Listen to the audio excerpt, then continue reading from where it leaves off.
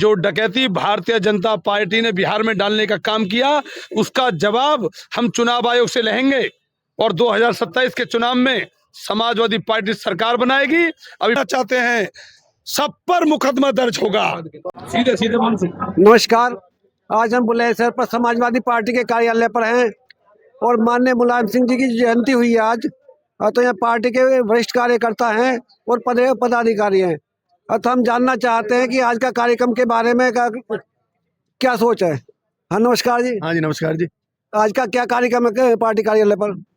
आज नेताजी का जन्मदिन था पार्टी कार्यालय पर, स्वर्गीय मुलायम सिंह यादव जी का। तो जो मुलायम सिंह का जो जैसा कार्यक्रम है, तो मीटिंग के बाद आप कैसा फील कर रहे हैं, मनोबल कैसा है बिहार चुनाव की हार के बाद का करें? ये तो दिन में डकैती डली है, वहाँ चुनाव थोड़े हारे हैं, वो तो डकैती डाली गई है। 5-7 कैंडिडेट इस तरह के हैं कि 1,22,000, 1,22,000, 22,400, 22,300, वो तो डकैती डाली है वहाँ चुनाव। तो जो समाजवादी पार्टी जो डकैती डाली गई है उसका क्या उपाय कर रही है? बताओ तुम।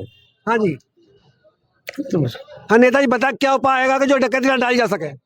सबसे पहले आज 22 नवंबर है। आज हिंदुस्तान के करोड़ों लाखों गरीब किसान मजदूरों के नेता, परम आदरणीय धरती पुत्र, भारत रत्न, पद्म विभूषण श्री मुलायम सिंह यादव जी का जन्मदिन है। बधाई शुभकामना देते हैं। दूसरा, माननीय नेताजी ने सिर्फ यही संदेश दिया था, आज उनका विचार हर गरीब किसान मजदूर के दिल में है।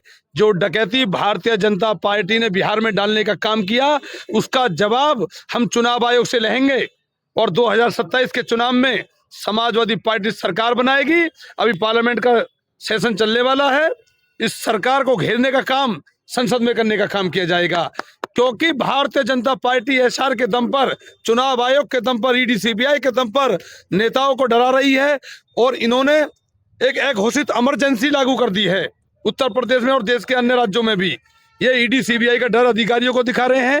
एसआर के दम पर ये वोट काटने का काम कर रहे हैं। ये करोड़ों वोट उत्तर प्रदेश से भी काटने का प्लान है, लेकिन हम समाजवादी पार्टी के कार्यकर्ता इनकी वोट काटने की जो रणनीति है उसको विफल करने का काम करेंगे, क्योंकि समाजवादी पार्टी का कार्यकर्ता जान चुका है जिस तरह डकैती बिहार के अंदर डाली गई, अब ये बंगाल, उत्तर प्रदेश के अंदर डालेंगे और उसका जवाब समाजवादी पार्टी 2027 के चुनाव में देगी और समाजवादी पार्टी पूर्ण बहुमत से सरकार बनाएगी। मान लिया जो फर्जी अधिकारी जो भारतीय जनता पार्टी के और चुनाव आयोग के इशारे पर हमारी वोट काटने का षड्यंत्र रचना चाहते हैं, हमारी जब सरकार बनेगी उन लोगों पर हत्या का मुकदमा दर्ज किया जाएगा। ऐसे अधिकारियों को चिन्हित किया जाएगा। वोट एक ताकत होती है, लोकतंत्र की एक पावर है और ये लोकतंत्र के अधिकार को छीनने का काम कर रहे हैं। ये हमारे मौलिक अधिकारों को हनन कर रहे हैं।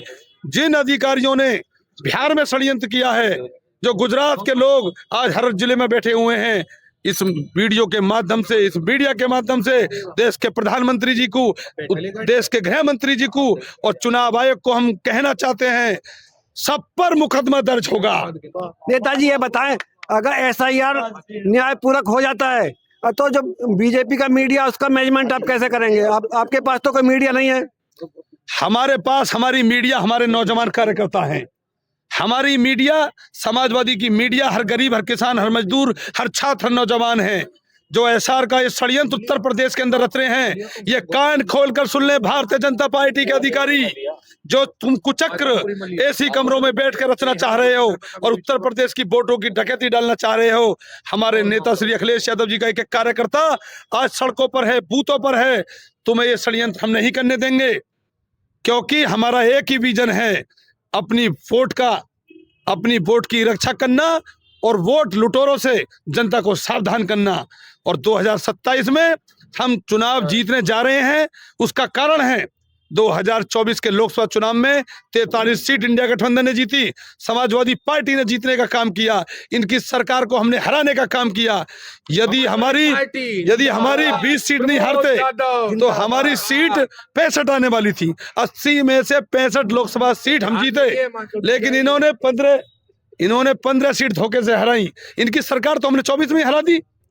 तो इन्हें पता है कि समाजवादी पार्टी आज देश की तीसरे नंबर की पार्टी है। समाजवादी पार्टी दिल्ली में सरकार बनाएगी। एक मुद्दा और कि आरजेडी की हार के पीछे ऐसा कुछ चर्चा है कि क्या आरजेडी के कार्यकर्ता दबंग होते थे, उससे पब्लिक में एक भय व्याप्त हो गया।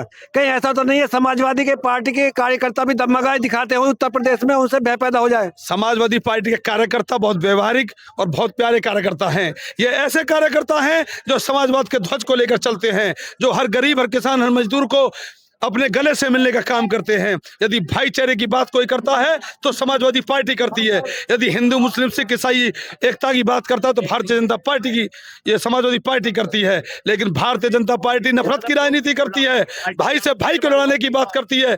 किस दबंगई की बात करते हैं? भारतीय जनता पार्टी के प्रधानमंत्री जी हों, गृह मंत्री हों या इनके मुख्यमंत्री हों, उन पर कितने मुकदमे दर्ज हैं? डिप्टी सीएम केशव प्रसाद जी पर कितने मुकदमे दर्ज हैं?